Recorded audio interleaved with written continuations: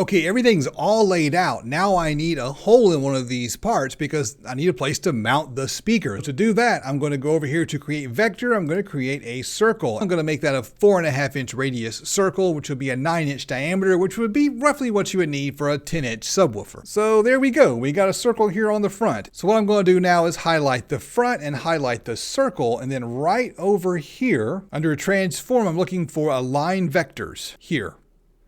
I'm going to hit align vectors and I'm going to center that just like that. That didn't work. Here's why it didn't work. It's based on the order at which you select them. So I'm going to select the circle first and then the cutout for the front baffle, and I'm going to try that again. There we go. Now my circle is in the exact center of the front of the speaker. Now I'm going to show you how to work with layers. So what I'm going to do here is hold down the shift key and click on all of my text, each piece individually. Then I'm going to type an L for layers. That brings up the layers menu, and I'm going to hit a plus to add a layer, and I'm going to type the word labels.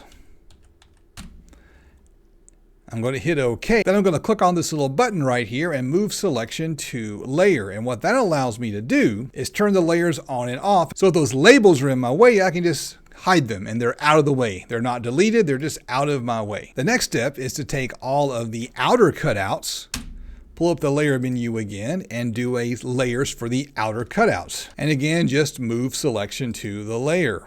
And I can hide those layers again. That leaves this circle, that's my inner cutout. Guess what I'm going to do? I'm going to do layers again, and I'm going to do an inner cutout. And again, move the selection to the layer and hide it. It looks blank, it's not. I can just pull the layers back up and add the layers whenever I need them or get rid of them when I don't. So learning to work with layers is gonna speed up your process. Real quick, a little bit about the machine. This is a Shapeoko 5 Pro. I went with this model right here because it was a big upgrade from their previous model. This one uses ball screws.